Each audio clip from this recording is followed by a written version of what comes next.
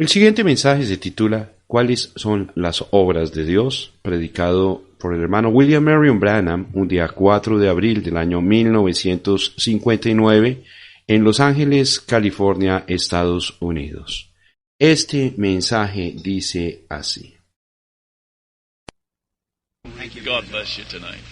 Gracias, Dios lo bendiga en esta noche.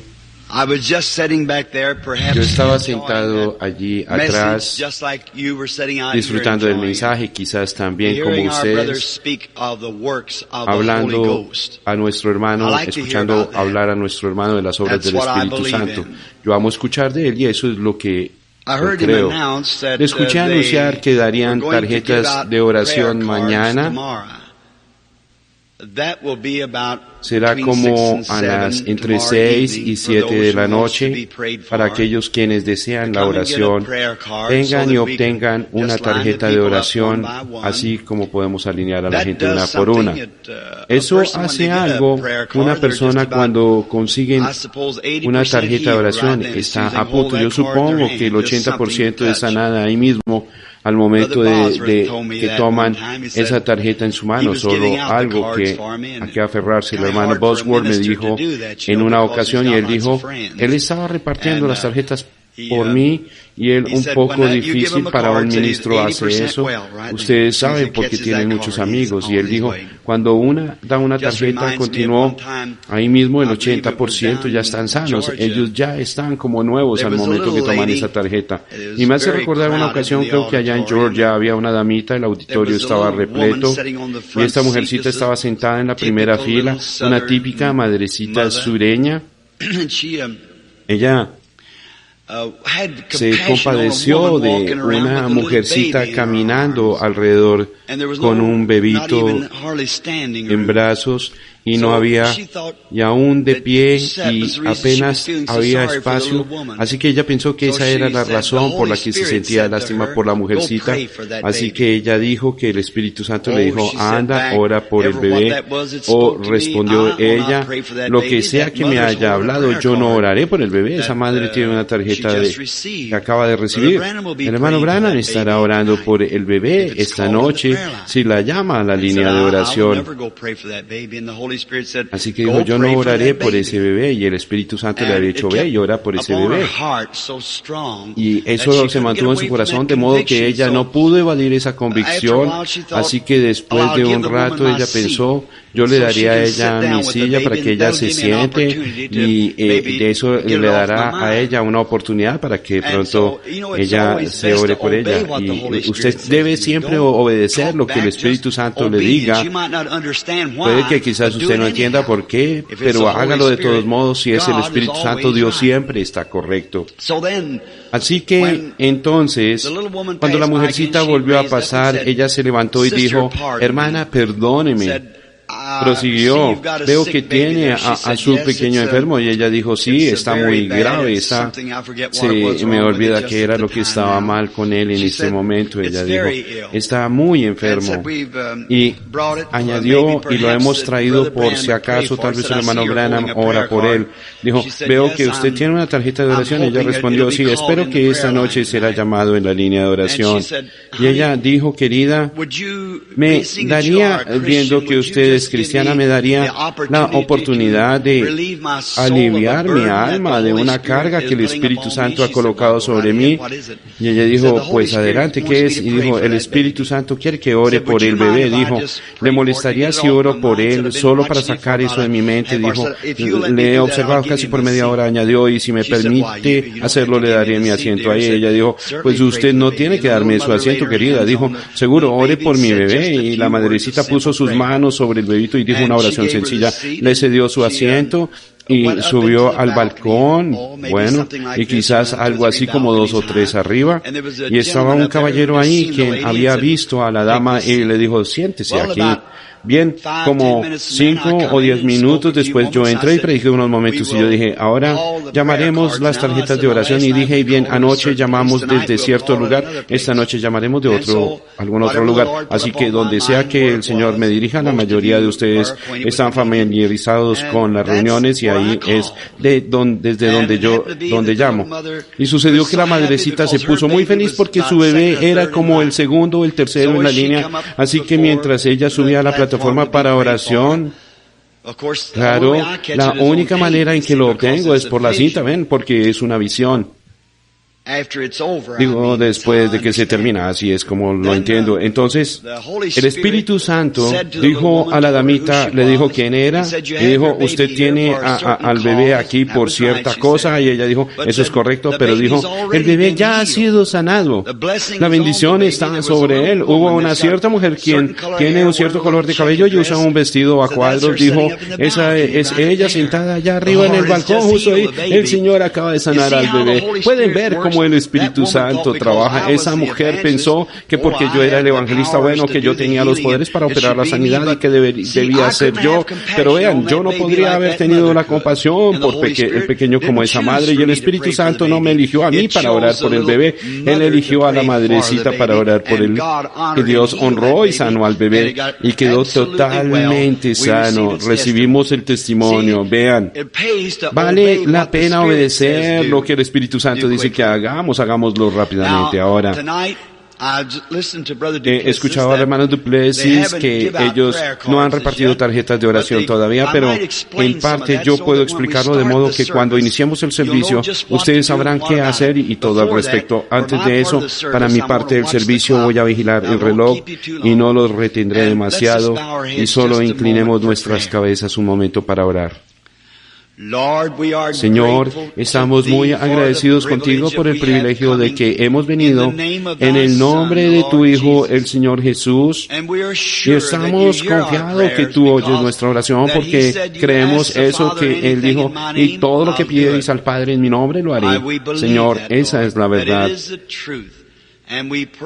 Y rogamos que tú pondrás como una base para hablar esta noche para un gran servicio de sanidad que se aproxima, que muchos de tus hijos que están muriendo con problemas cardíacos, cáncer y tuberculosis a quienes los doctores han desahuciado fuera del alcance de toda ayuda médica, y el único medio por el cual pueden vivir es a través de tu misericordia. Concédeselo, Señor.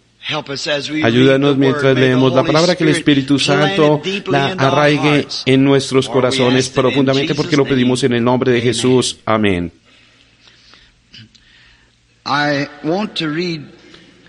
Creo que me gustaría leer en dos lugares en la Escritura. Uno se encuentra en San Juan, el capítulo 10, y que creo que es el verso 14, perdón, en el versículo 37. Jesús hablando, si no hago las obras de mi Padre, no me creáis. Y San Juan 14, 12, Jesús hablando, de cierto os digo, el que en mí cree, las obras que yo hago, Él las hará también. Me gustaría hacer esta pregunta para basar sobre ello lo que quiero hablar por unos momentos. ¿Cuáles son las obras de Dios? Esa pregunta ha sido contestada demasiadas veces, o mejor dicho, hecha. ¿Cuáles son las obras de Dios? Creo que se le preguntó a Jesús cuáles eran las obras de Dios para ellos saber qué eran para hacerlas. Encontramos esta noche en las horas finales de la historia de este mundo y en la confusión en la que el mundo está también hablando religiosamente. ¿Cuáles son las obras obras de Dios, así que sería bueno para nosotros saberlo de la Escritura. ¿Cuántos en la audiencia visible quisieran saber cuáles son las obras de Dios? Debemos saberlas para poder hacerlas. Y yo creo verdaderamente que la obra de Dios tiene muchas fases en sí. Yo creo que la iglesia es la obra de Dios. Yo creo que la obra misionera es la obra de Dios. La evangelización es la obra de Dios. Y sobre todo que la salvación del alma es la obra de Dios. Sanidad divina es la obra de Dios. Y los dones del Espíritu son la obra de Dios. Puede ser dicho de muchas maneras. Ahora, nos gustaría saber que el profeta dijo en la Escritura, habrá un día que no será ni día ni noche, pero sucederá que al caer la tarde habrá luz. Y yo creo que hay un himno que algún poeta escribió en una ocasión, luz al atardecer. La civilización ha viajado geográficamente, comenzó en el este y termina en el oeste, a donde estamos ahora en la costa oeste. Una noche esta semana entrante, si el Señor quiere, me gustaría hablar sobre cuando el este y el oeste se encuentren. Y si vamos más allá, volvemos de nuevo al este, pues atravesamos el continente alrededor del mundo. Ahora vemos entonces que el Hijo de Luz se levantó en el este, el Hijo de Dios. El Hijo ha viajado a través de esa edad llamada la edad cristiana, y ahora creemos que el Hijo está estableciéndose. Si ustedes tan solo pudieran, y sé que lo hacen oír a sus espacios informativos y periódicos y tanto más que ustedes ven a donde nos ha traído la civilización a esta edad atómica y demás, hasta que vemos al sol de la civilización en su ocaso. El Hijo, la luz de la iglesia está asentándose. Ahora, yo creo que cuando el sol comienza a brillar en el horizonte oriental, es el mismo sol que se pone en el horizonte occidental. Hemos tenido 2000 años, los días de la iglesia, y en estos 2000 años ha sido un día del cual el profeta dijo que no era ni día ni noche, era un día sombrío. Hemos tenido suficiente luz para hacer cosas grandes para el Señor, creer en Él, aceptarlo a Él como nuestro Salvador personal, y tener iglesias enormes y finas escuelas y producir ministros grandiosos para el reino de Dios. Hemos hecho un trabajo muy primoroso y tanto más, pero todavía no habíamos visto la luz como fue en el principio, solo hasta recientemente, en los últimos 30 o 40 años. La luz ha salido y el mismo Espíritu Santo, en la misma dinámica que se movió en la primera iglesia en el este, en la gente oriental, ha venido en el tiempo establecido para que la gente occidental, trayendo el mismo evangelio, esto es, el evangelio completo y la plenitud del poder de la resurrección de Jesucristo. Y estamos viviendo en la colocación del Hijo. Y así como la luz del Evangelio fue criticada y ridiculizada en el principio de sus primeros resplandores en el pueblo oriental, así recibirá el mismo tipo de crítica mientras se establece en el pueblo occidental. Pero el mismo Jesús que bendijo a la gente en el este por su manifestación personal, está bendiciendo en la forma del Espíritu Santo al pueblo occidental. Tengo otras ovejas que no son de este redil, dijo él, hablando a los judíos. Pero ahora leemos en las Escrituras también que está escrito que Jesucristo es el mismo ayer, hoy y por los siglos. Eso es Hebreos 13:8, yo creo.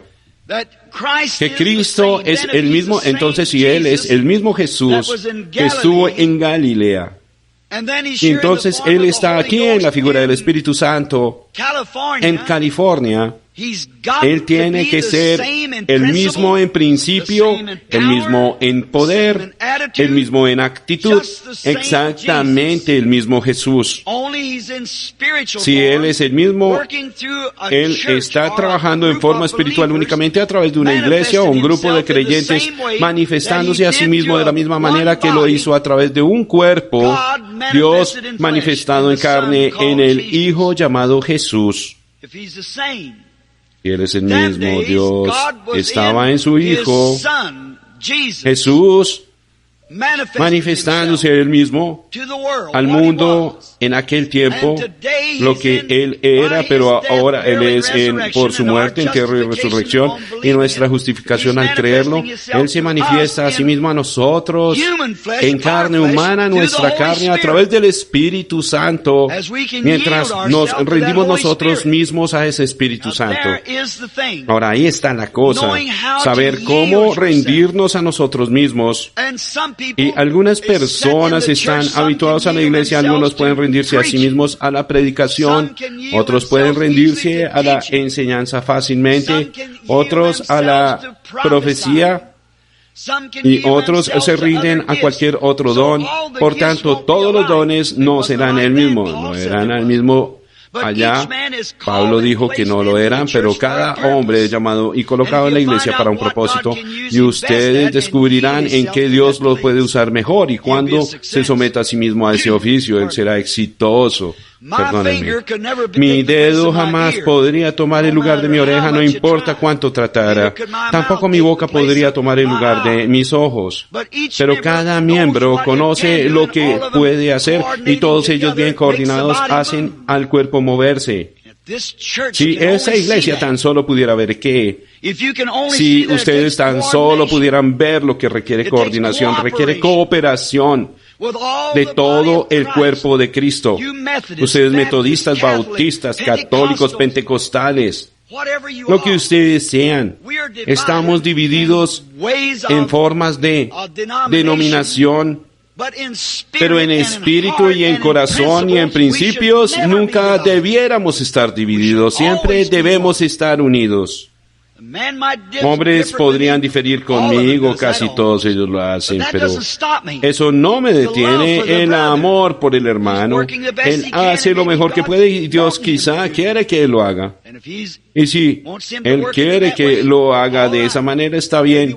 Tal vez uno ora por el enfermo y los hace pasar por la fila imponiéndoles las manos al otro, lo unge con aceite para lo que sea que Dios lo haya llamado. Muy bien, eso es maravilloso.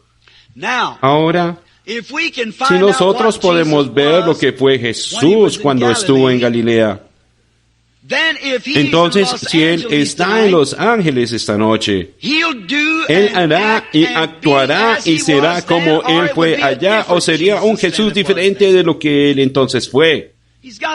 Él tiene que ser el mismo en cada modo, no menos que trabajando a través de su carne y mi carne, como Dios trabajó por medio de Cristo o la carne de Jesús en aquel día. Y la Biblia prometió que habría luz en el tiempo de la tarde.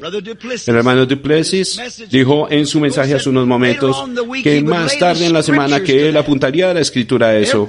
Cada movimiento que hacemos debe ser escritural. Yo creo que debe ser así, dice el Señor. Entonces yo puedo afianzar mi alma a ese punto y sé que es cierto.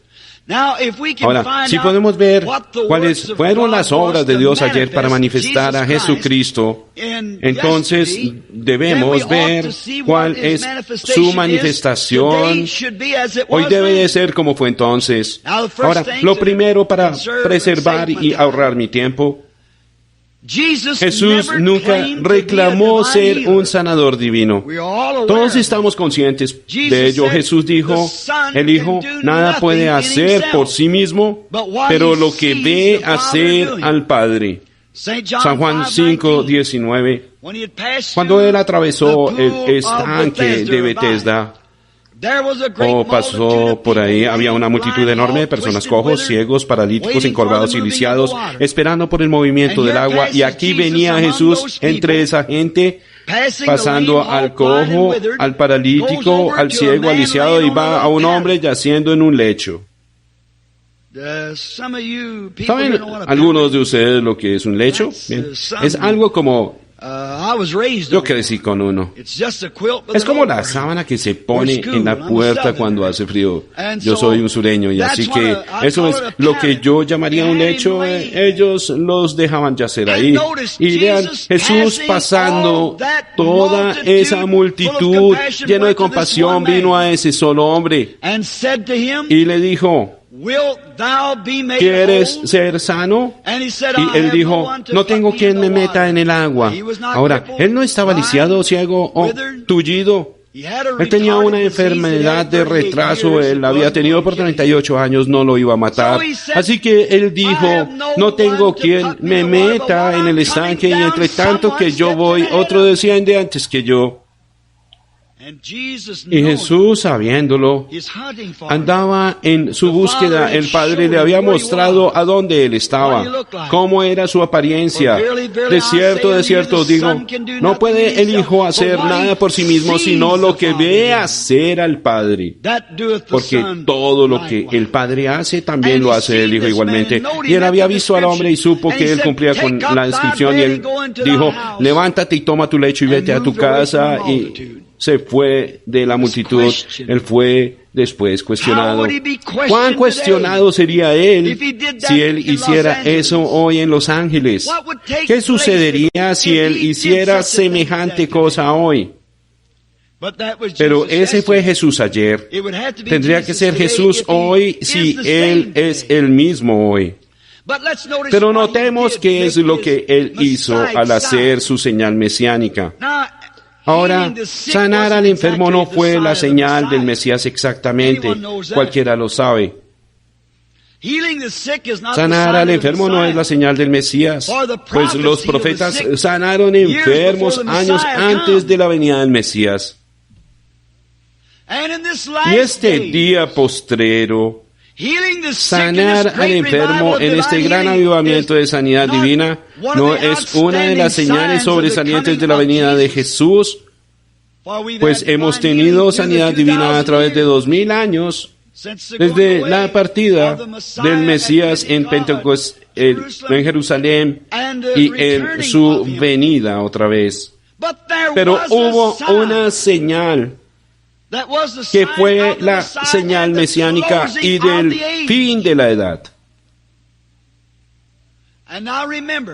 Y recuerden, ahora, Él vino a los suyos, no a los gentiles. Él vino a los suyos porque ellos buscaban a un Mesías. Él solo viene a aquellos que le buscan. Él salvará solo a aquellos quienes desean ser salvos. Él sanará solo a aquellos quienes están creyendo que serán sanados. Él nunca lo presiona a Él mismo. Ustedes deben hacerlo. Ustedes están en la base de libre albedrío. Ustedes fueron puestos ahí en el jardín del Edén para hacer su elección. Sin embargo, Él vino a los suyos. Ahora, según en la manera en que vemos la Escritura, todo ser humano viene de un árbol, Adán. Después de la destrucción antediluviana, ahí vino la corriente y destruyó todo ser, excepto a los 3 hijos de Noé y sus familias. Y de ahí se dispersó cada nación hoy en el mundo: Cam, Sem y Jafet. Eso es judío gentil y mitad judío y gentil, los samaritanos en su día. Ahora, cuando Jesús se dio a conocer a los judíos, indaguemos en la Escritura y veamos qué es lo que Él hizo ante los judíos para Él mismo darse a conocer como el Mesías. Yo estaba leyendo del libro de San Juan. Tomemos San Juan, el capítulo 1, y mientras leemos descubrimos que Después que él fue tentado en el desierto, salió y estaba ungido con el Espíritu Santo, estaba en él. Juan dio testimonio viendo a Dios descender del cielo como una paloma y una voz diciendo: este es mi Hijo amado en quien me place morar. Y él moró en Cristo. Dios, Jehová el Padre, moró en su Hijo Jesucristo, tabernaculizó ahí, se manifestó a sí mismo, mostrando al mundo lo que él era. Esa es la razón que los discípulos no podían entenderlo. Ellos decían: tú hablas en parábolas. Algunas veces era Jesús hablando, otras veces era el Padre hablando. De la manera misma es con ustedes. Si están llenos del Espíritu Santo, cualquier hombre que está lleno con el Espíritu Santo dice cosas que apenas sabe lo que está diciendo algunas veces. Si él verdaderamente es inspirado por el Espíritu. ¿Qué acerca de ustedes, personas con el don de lenguas? Lo cual es cualquier otra inspiración. Si es un inglés y no es una lengua desconocida, todavía es inspirado si usted lo habla.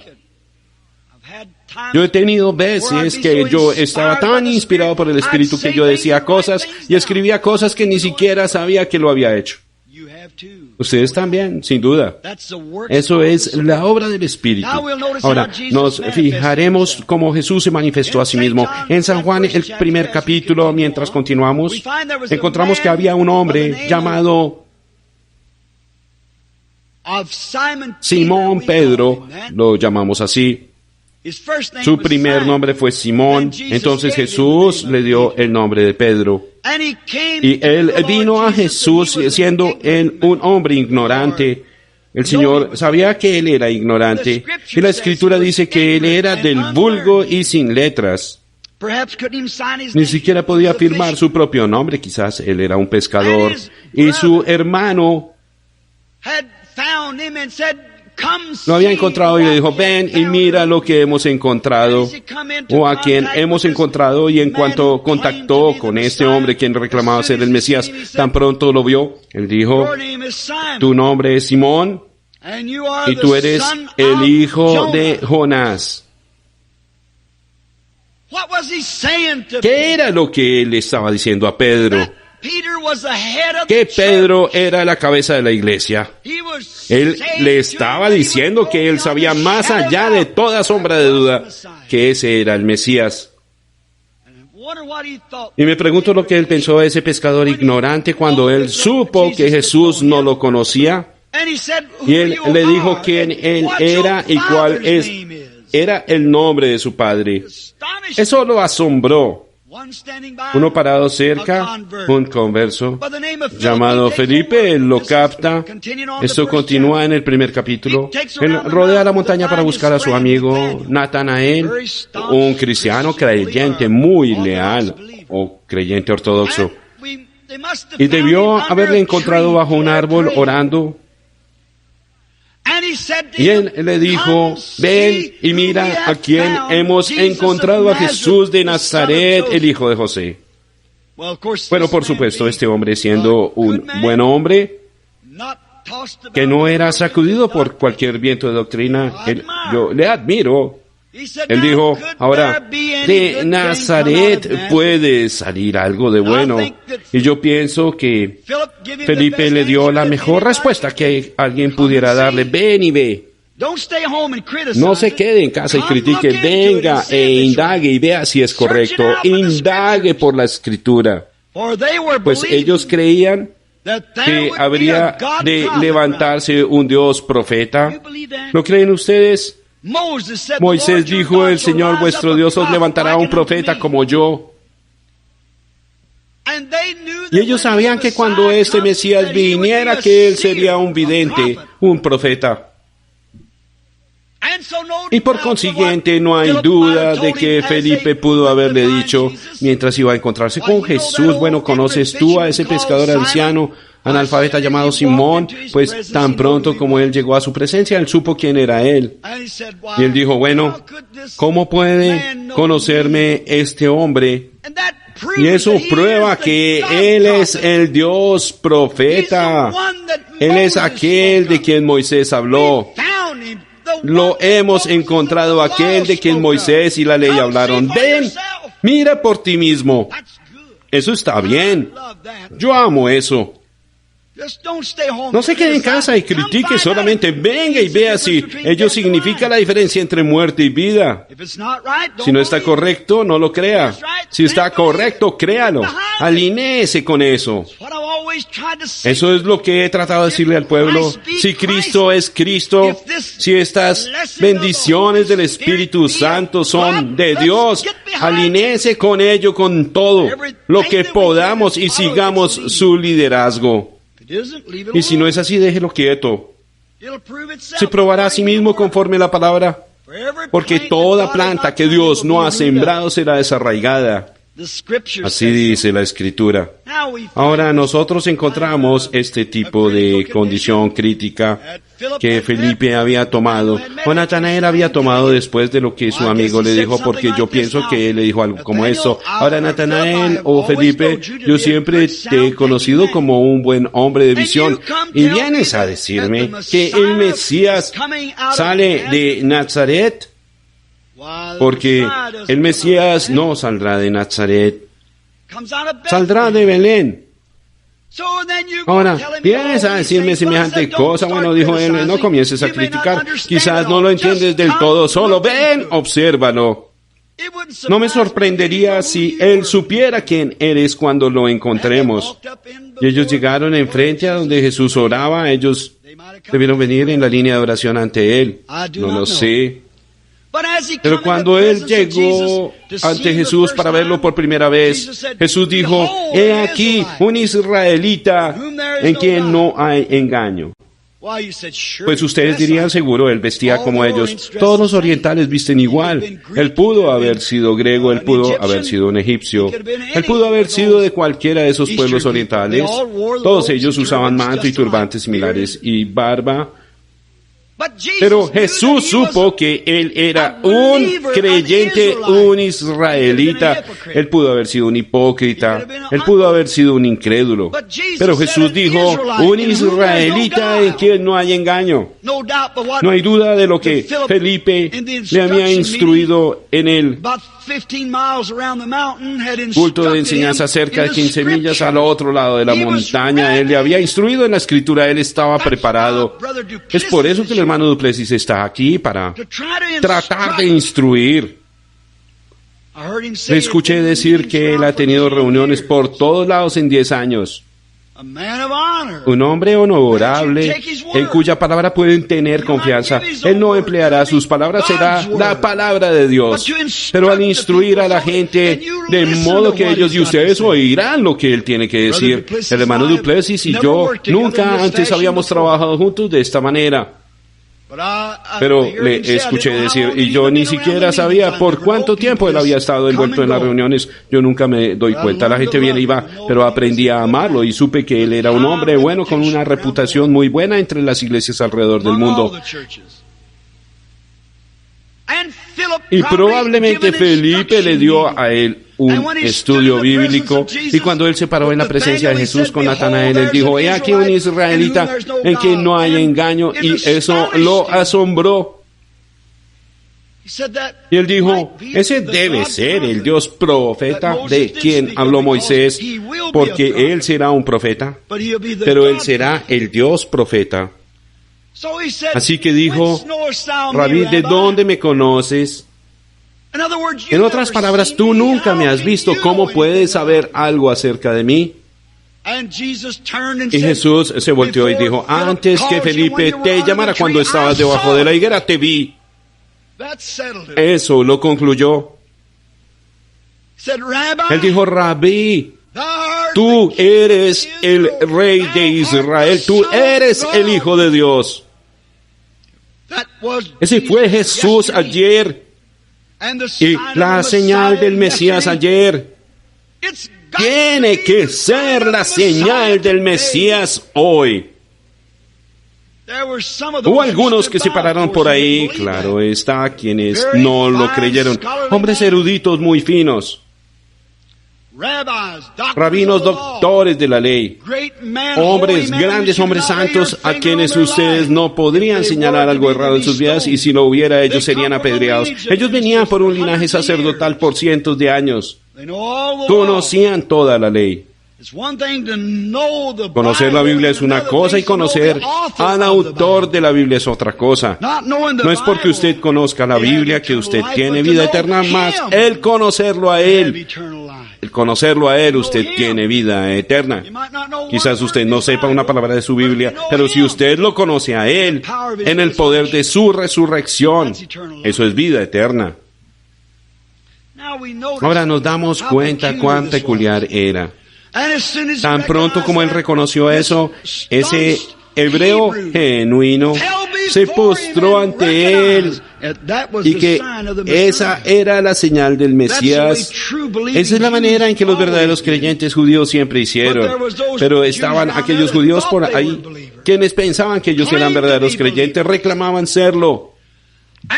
Y por supuesto ellos se aislaron y dijeron en su... Ahora, recuerden que la Escritura dice que lo que ellos tenían en sus mentes nunca lo dijeron con sus labios. Ustedes no tienen que hacerlo. Dios conoce lo que usted piensa al respecto. Hebreos, el capítulo 4 dice que el Espíritu de Dios discierne los pensamientos aún, los pensamientos de la mente. Discernidor de los pensamientos de la mente. Ellos estaban en la presencia de Dios. Y estos hebreos eruditos no lo reconocieron.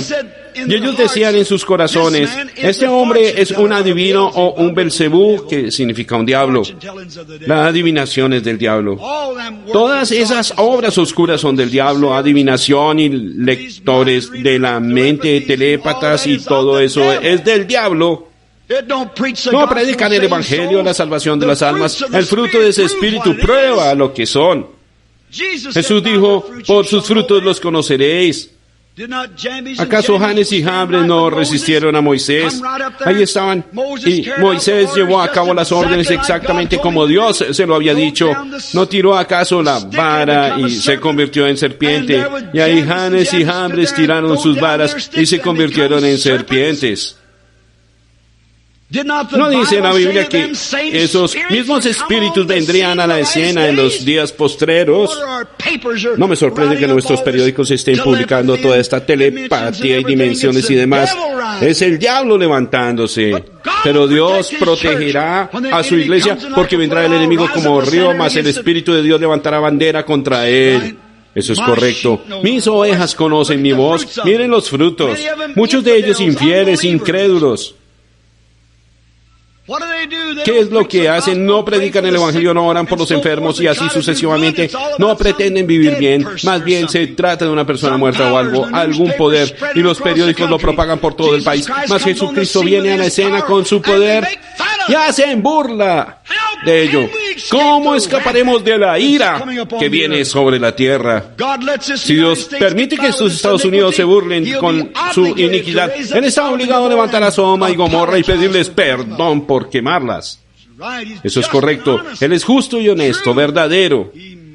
Él debe ser justo y eso conviene a su santidad. Él debe de impartir justicia y esta nación lidera la lista, recuérdenlo. Pero cuando Moisés llevó a cabo sus órdenes y ahí se levantó un impostor haciendo las mismas cosas que hizo Moisés. Moisés no sabía entonces qué hacer, entonces es la hora para que la soberana gracia de Dios descienda. Eso es siempre de esa manera. Entonces, y eso fue lo que sucedió en Portland aquella vez, lo que han leído ahí en el libro. Aquel maniático vino a la plataforma para matarme porque yo estaba predicando este evangelio y ante los brujos curanderos y en la India, antes de que ellos llamaban hombres santos y ante todos estos diablos falsos, yo jamás había visto una ocasión de cómo el Espíritu de Dios se paró ahí y retó esa cosa y lo probó. Literalmente decenas de miles cayeron en el altar aceptándolo. Seguro, Él es el mismo Jesús ayer, hoy y por los siglos. Y cuando llegamos al tiempo del camino, es la hora de actuar de Dios. La Biblia dijo que ellos se manifestaron, pero su insensatez será descubierta. Ahora veamos, esa es la manera en que Dios se manifestó a sí mismo a través de Jesús, haciéndolo el Mesías. Ahora quizás solo para una cita. Los judíos ortodoxos dijeron, este hombre es un diablo. Él tiene el espíritu de Belcebú. Belcebú fue un diablo y ellos pensaban que él estaba diciéndoles su fortuna o leyéndoles la mente. Y ahora, aquí hay algo en lo que quiero enfatizarles, pueblo. Jesús se volteó y percibió sus pensamientos. No lo que ellos hablaban, pero lo que ellos pensaban. Vigilen. Recibió sus pensamientos. Y él les dijo, ustedes dicen eso contra el Hijo del Hombre, eso será perdonado. Pero cualquiera que hablare una palabra contra el Espíritu Santo, nunca le será perdonado. ¿Qué es lo que él estaba profetizando? Que vendría un día después de su glorificación y el Espíritu viniendo a la iglesia. Este día en el cual el Espíritu Santo estaría aquí, haría la misma cosa. Entonces, una palabra contra él nunca será perdonada. Ese es el pecado imperdonable. Mi anciana madre sureña solía decirme, hubo una mujer envuelta en un caso de aborto a un niño, ustedes saben, acerca de un niño, y luego hubo otros que me dijeron acerca de un hombre que cometió suicidio. No es así, no es así, porque la Biblia dice, ellos llamaron al Espíritu de Dios una cosa inmunda. Llamaron al Espíritu de Dios que estaba sobre el Mesías, aquel que ellos debieron de haber conocido que él era el Dios profeta que les fue prometido, y ellos dijeron que él era de un diablo, el pecado imperdonable. Había una clase más de personas a quienes él tenía que manifestar estas cosas. Ustedes pueden ir por todas las Escrituras y encontrarlo por toda ella. Pero quiero llamar su atención a un pensamiento más. San Juan 4. Jesús tuvo la necesidad de pasar por Samaria y yo me pregunto por qué. No estaba alineada exactamente en su ruta. Él estaba en camino a Jericó. Él tuvo que subir rodeando Samaria, así que él tuvo necesidad de ir ahí. ¿Por qué? La Escritura sí lo dice, el Padre estaba dirigiéndole. Y miren en la resurrección de Lázaro, cuando Lázaro ellos rogaron, habían enviado por Jesús para que viniera a orar por Lázaro, y él prosiguió. Entonces, después de muchos días, a donde el Padre le mostró, él dijo, nuestro amigo Lázaro duerme, y él dijo, él está bien. Entonces él les dijo en su idioma, él está muerto, y me alegro por vosotros de no haber estado allí, pues ellos le hubieran persuadido a orar o sanar a Lázaro, pero el Padre le había dicho qué hacer. Él no podía quebrantar la palabra de Dios, tenía que ser de esa manera. Dijo, pero yo voy a despertarle.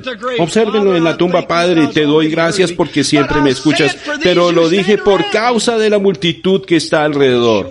Dios le había mostrado una visión para que dejara la ciudad y mostró la muerte de Lázaro, y porque él dijo, nada hago yo hasta que me lo muestre el Padre. Y entonces él regresa y sabía que la resurrección iba a ser segura, pues Dios se lo había mostrado. Y él le habló y el muerto vivió. Ahora, estas personas de Samaria, quienes eran mitad judíos y mitad gentiles, tenían suficiente sangre judía en ellos y suficiente religión, de manera que ellos buscaban al Mesías. Y mientras ellos, un día Jesús vino y se sentó solo como un pequeño drama aquí del pozo, y todos los discípulos fueron a conseguir comida. Mientras estaban en ello, una amorosa jovencita salió al pozo para conseguir agua. Y quizá ella no lo había notado a él, y él dijo, mujer, dame de beber, y ella levantó la vista y vio a un hombre de edad mediana. Él solo tenía 30 años, pero él fue tenido de 50, y le dijeron, no tienes ni 50 años y dices que has visto a Abraham, ahora sabemos que tienes demonio. Y Jesús dijo, antes de que Abraham fuese, yo soy. Pero ella le dijo, no es costumbre de ustedes, judíos, pedir a una mujer samaritana algo así. Nosotros no tenemos tratos, hay segregación. Dijo, no tenemos tratos entre nosotros. Pero él dijo, si supieras quién es el que habla contigo. Observen, él estaba contactando con el espíritu de ella, y si tú supieras quién es el que habla contigo, tú me pedirías a mí de beber. Fíjense, la conversación duró por un buen rato. ¿Qué es lo que estaba haciendo él? Ahora observen, ese es Jesús ayer. Él estaba contactando su espíritu, descubriendo cuál era su problema. Y la conversación siguió acerca de la adoración en Jerusalén o en la montaña. Y en unos instantes Jesús dijo, él descubrió cuál era su problema y él dijo, ve y llama a tu marido y ven acá. Y ella dijo, no tengo marido. Él dijo, bien has dicho, porque 5 maridos has tenido y con el que ahora vives no es tuyo. Esto has dicho con verdad, ahora obsérvenla. Ella no dijo, tú eres un demonio o un Belcebú. Ella se levantó rápidamente y puedo ver sus grandes ojos oscuros iluminarse. Ella tiró su velo alrededor de su cabeza, ella lo miró y ella dijo, Señor, percibo que eres un profeta. Oh, mi hermano, ella sabía más de Dios que muchos ministros hoy día. Eso es correcto. Detesto decirlo, pero es la verdad. Ella sabía más de Dios. Ella dijo, Señor, yo percibo que eres un profeta. ¿Cuántos estarán de acuerdo con ella? Todos nosotros. Él es el Dios profeta de quien Moisés habló que vendría. Ella sabía eso. Escuchen a sus palabras. Yo percibo que eres un profeta. Nosotros los samaritanos sabemos que cuando el Mesías venga, Él nos dirá estas cosas. Vean, esa sería la señal del Mesías. Cuando el Mesías venga, nos dirá todas las cosas. En otras palabras, tú debes ser su profeta. Porque tú sabías eso era algo mi problema. Eso es lo que me angustia por ser una mujer de mala fama. Y tú no me conoces, tú eres un judío y yo soy samaritana. Pero se me ha enseñado y creo que el Mesías hará esto. Mas ¿tú quién eres? Jesús dijo, yo soy el que habla contigo. ¡Ah, qué palabra! Y ahí mismo ella dejó caer el cántaro y corrió a la ciudad y dijo, vengan y vean a un hombre que me ha dicho todo lo que he hecho. ¿No será este el Mesías? ¿Cuáles son las obras de Dios? Ahora recuerden que esa señal no fue dada a los gentiles. Ustedes no lo encuentran en las Escrituras. ¿Por qué? Ellos no lo estaban buscando. Pero ahora hay una generación más de ese remanente. Uno más. Yo lo llamaría categoría o raza o como ustedes quieran llamarles de gente. Esos son los gentiles. Él profetizó lo que en los últimos días tomaría lugar. Y en eso Él les perdonó por su mofa y el decir que ello era un espíritu maligno, pero los gentiles sabrían mejor. Ahora estamos al final de la edad gentil. Cuando Dios es llamado a la escena, Él cada vez tiene que actuar como lo hizo la primera vez. Y si alguna vez un pecador se arrepintió y le pidió a Dios que lo perdonara, y Dios le perdona sobre la base de su arrepentimiento, Dios tiene que actuar de la misma manera con el siguiente pecador que le invoca. Vean, nosotros somos infinitos. Él es infinito, nosotros somos finitos. Infinito hay solo. Ustedes no pueden explicar lo que es infinito. Y aquí está un pequeño concepto de lo que eso es. Antes de que el mundo fuera formado, Él conocía cada mosca que estaría sobre la tierra y cada vez que ella parpadearía a sus ojos. Ahora, eso no llega ni a la mitad de lo que es infinito. Él supo todo desde el principio hasta el fin.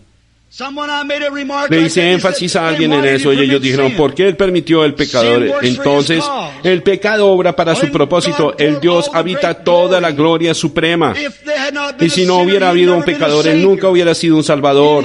En Él estaban los atributos de un Salvador. Y el pecado tenía que proyectarse a sí mismo para poder Él ser un Salvador. ¿Cuál es más poderoso? ¿Un pecado? ¿Un pecador? ¿O pecado y gracia? Gracia, por supuesto. ¿Cuál es más poderoso? ¿Una enfermedad o un sanador? Bueno, por supuesto, el sanador tiene poder sobre la enfermedad. Y Dios, si nunca hubiera habido una persona enferma, Él jamás hubiera sido sanador. Así que tenía que haber enfermedad para hacerle a Él lo que Él es, un sanador. Y tenía que haber pecado para hacerle a Él lo que Él es, un salvador. Seguro. Ahora, el tiempo de los gentiles ha llegado. Hemos pasado por todas estas edades y tengo otra cosita más y sé que estoy tomando mucho de su tiempo. Una pequeña declaración más.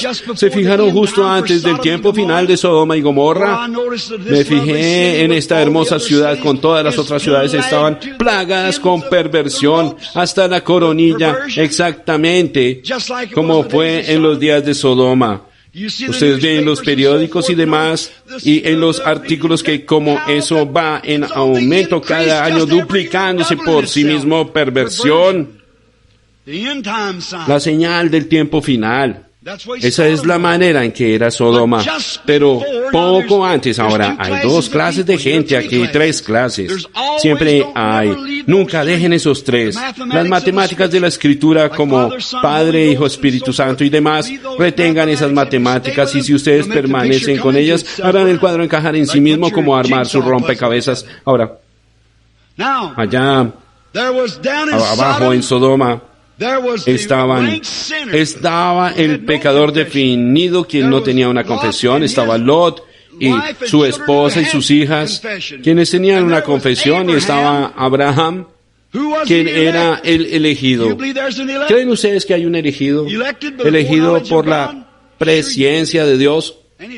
Ustedes lo creen sin duda, cualquier lector de la Biblia lo cree. Ahora fíjense, poco antes del tiempo final, ¿qué es lo que fue?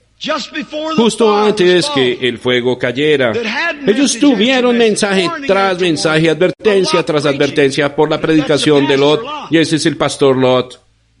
La Biblia dice que los pecados de esa nación afligían su alma justa, y él les predicaba, pero no les hizo ningún bien.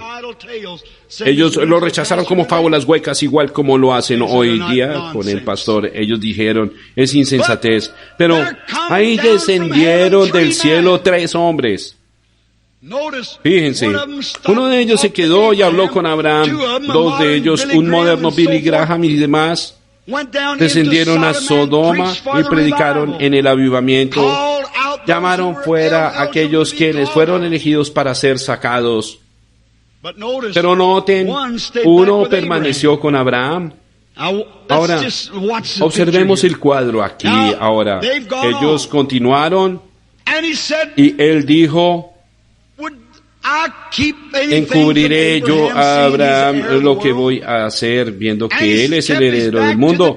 Y se mantuvo de espaldas a la tienda y Sara se quedó en la tienda. Y quizá ella estaba aseando, tejiendo, haciendo algo en la tienda.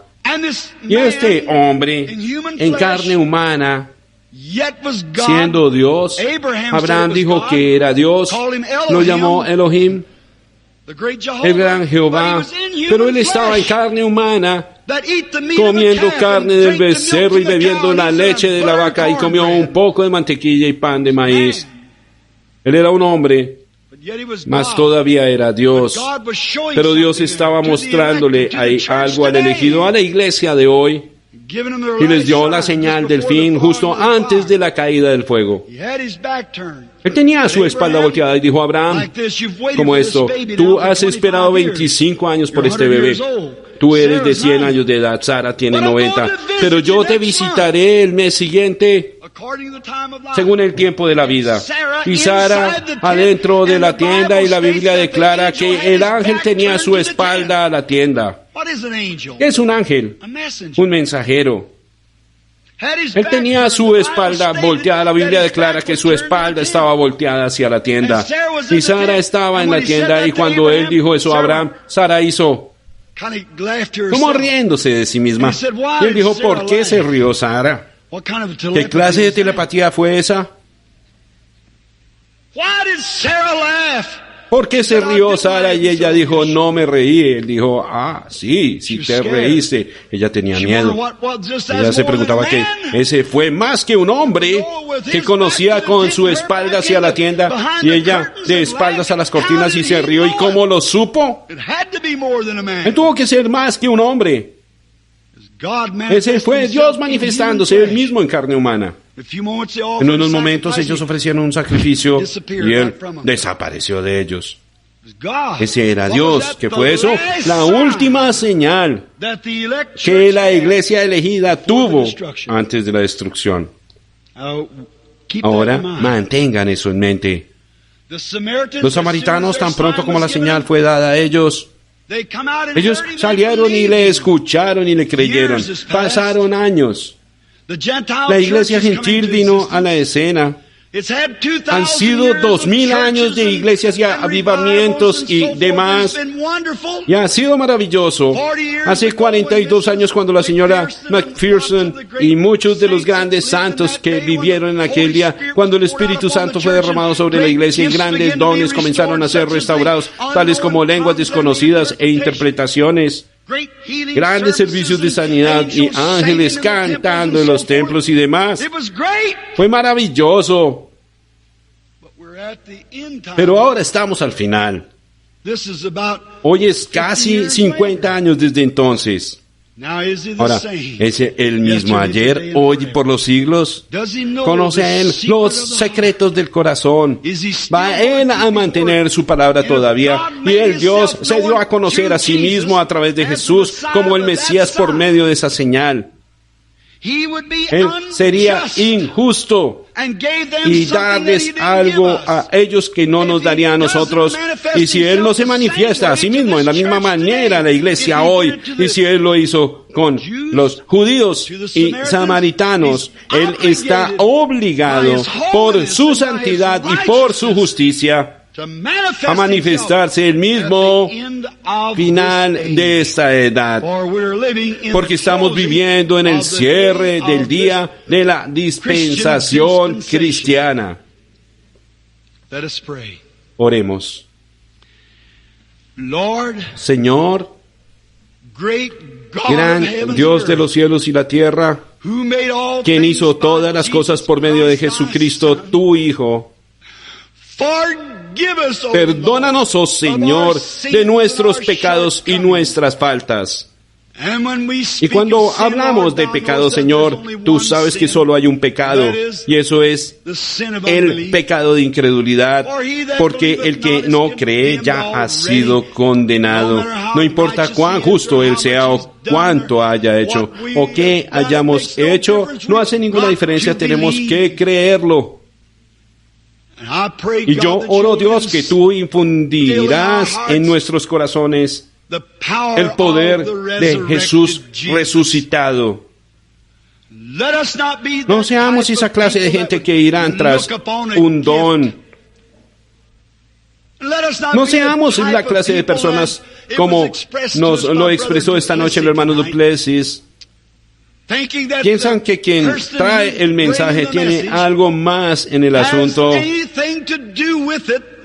que solamente obediencia a Dios y a su voluntad.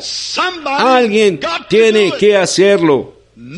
Ninguno de nosotros es digno y confesamos que no lo somos, pero es tu gracia que lo prometió y tus palabras son verdaderas. Yo puedo pensar, Señor, siendo un muchacho, al leer de Amy Semple McPherson y la crítica que encontramos algunas veces en los periódicos, en los que decían que ella reclamaba sanar a la gente. ¿Cómo vimos cuán falso fue eso?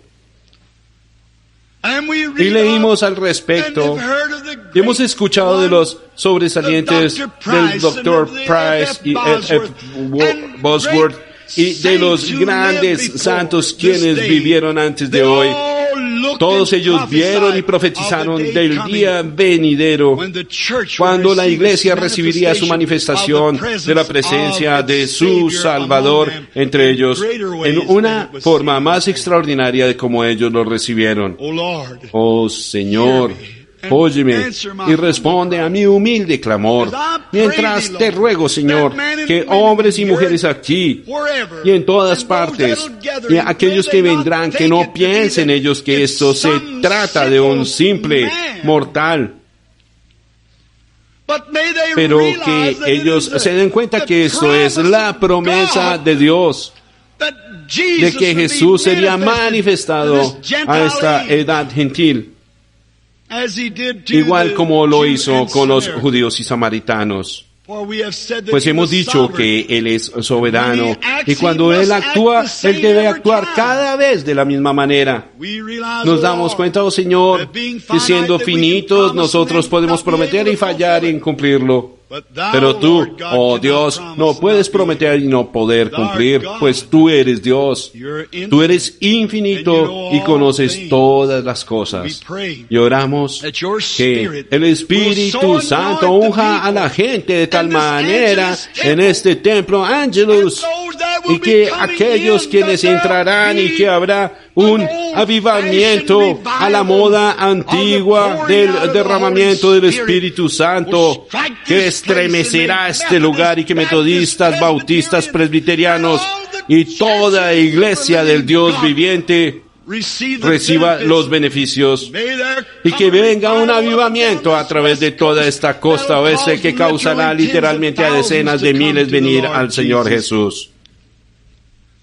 Señor, concede que recibamos esta porción grandiosa en el Templo Angelus la semana entrante y en estos servicios venideros, porque lo pedimos en el nombre de Jesús y por su causa. Amén. Ahora el Señor les bendiga. ¿Cuántos antes